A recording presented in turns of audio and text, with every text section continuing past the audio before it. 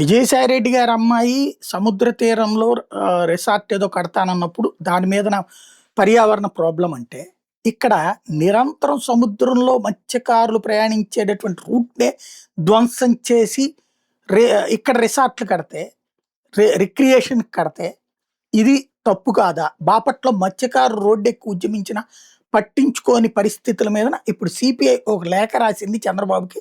బాపట్ల జిల్లాలో సముద్ర సహజ ముఖద్వారం ఇసుక దెబ్బలు, సాండ్ డ్యూన్స్‌ని ధ్వంసం చేసిన వాళ్ళ మీద కఠిన చర్యలు చేపట్టాలంటూ సిపిఐ రాష్ట్ర కార్యదర్శి ఈశ్వరయ్య డిమాండ్ చేశారు.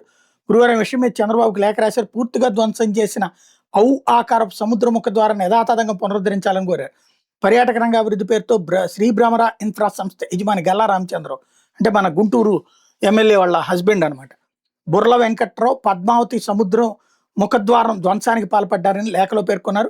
జాతీయ మానవ హక్కుల కమిషన్, బాపట్ల జిల్లా collector, Andhra Pradesh coastal zone management అథారిటీలు దీని మీద తగిన చర్యలు చేపట్టమని ఆదేశించిన అధికారులు నిమ్మక నీరెత్తినట్టు వ్యవహరిస్తున్నారన్నారు. ముఖద్వారాన్ని ధ్వంసం చేయడం వల్ల 10 మత్స్యకార గ్రామాల్లో 2000 మత్స్యకార కుటుంబాల జీవనం అగమ్యగోచరంగా మారిందన్నారు. అడిగేవాడు లేడు, సమాధానం చెప్పేవాడు లేడు, అలా నడిచిపోతుంది ఇప్పుడు ఇక్కడ.